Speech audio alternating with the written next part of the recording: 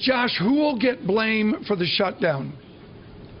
Well, I think it's pretty likely Republicans will get blamed since they're the ones that are really forcing the issue. What's happening right now is the kind of epic shakeout effects of a civil war that's been going on within the Republican Party for a while, but it's especially intense since the 2012 election. And what you basically have is half of the party that took the lesson from that election, said we need to moderate, we need to broaden our appeal, we need to bring in immigrants, Hispanics, young people, minorities, and another set that said, no, we need to double down on conservatism, we need to purify ourselves. And right now, that's the component of the party that's winning. Well, Josh, what I loved about your piece is that it's not about the House Speaker, John Boehner. It's about somebody else, Jim DeMint, who's actually calling the shots, and he's not even in the Senate anymore. What kind of influence does he have? Well, DeMint left the Senate in January to go become the president of the Heritage Foundation, a conservative think tank that's probably the leader among a group of conservative organizations that have really been pushing this defund Obamacare effort. During August, when Congress was on recess, DeMint and Ted Cruz and a couple other people toured around the country whipping up grassroots conservatives to put pressure on GOP legislators to defund the law. And it's their unwillingness to back off that demand that's really going to force the government probably to shut down tonight. Well, so it's all his idea, Tom. Yeah, let's tour around the Budget Committee. Stan Collender with us with decades of experience looking at the minutia of Congress. Is the Budget Committee, is the Republican powerful committees of the House, are they Tea Party, Jim DeMint committees, or are they Boehner committees? Okay, first of all, let's stop. The committees in the House are not powerful. Period. End of story. Okay, all right. I did not know that. Yeah, I mean, they used to be when you and I grew up, but they're not now.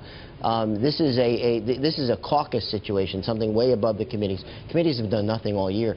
Right now, John Boehner is not in control of his own caucus. He's been slapped down so many times, so hard over the last 5 months on so many different issues that it's hard to see that he can negotiate. Matt Dowd, let me ask you the question that needs to be asking. Is he the Speaker of the House on Tuesday?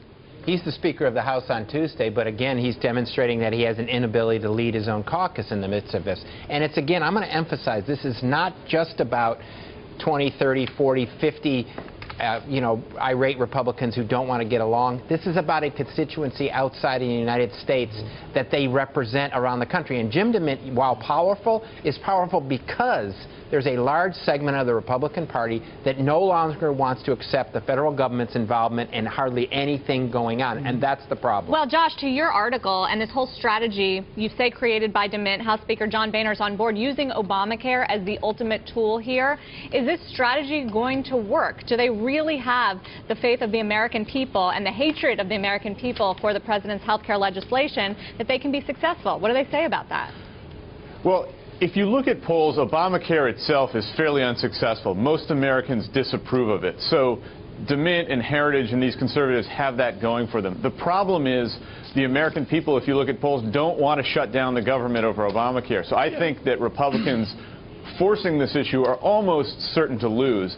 In the bigger picture, though, in terms of this GOP civil war, DeMint's whole strategy is to kind of double down and to keep forcing these big clashes in the belief that this will force the Republican Party generally to get on board, to move to the right, which he thinks is going to bring about the kind of Republican renaissance that these guys all dream about. So the question, really, if you're a Republican, is Jim DeMint and his group, are they leading us on the path of Ronald Reagan, or are they leading us on the path of Barry Goldwater? Well, Ronald Reagan couldn't win a Republican primary today. Neither could Barry Goldwater. Yeah.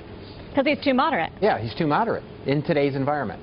You know, I have a chart and I think that's the answer right there. I have a chart that shows congressional approval from 1995 to 1996, the last time there was a shutdown, and it includes the key points of the budget shutdown. And you can see that it declined certainly during the shutdown, but then recovered very quickly. My question is, where's the rest of the Republican leadership, the Paul Ryans, the Eric Cantors, just keeping their head down until this whole thing blows over? Well, Ryan's been AWOL. I mean, there's no doubt about it. He clearly doesn't want to be involved and get here. And interestingly enough, if Boehner were to leave the speakership or be deposed... Is Ryan running for Speaker? Well, he might. He has a choice between President, Chairman of the Ways and Means, and Speaker.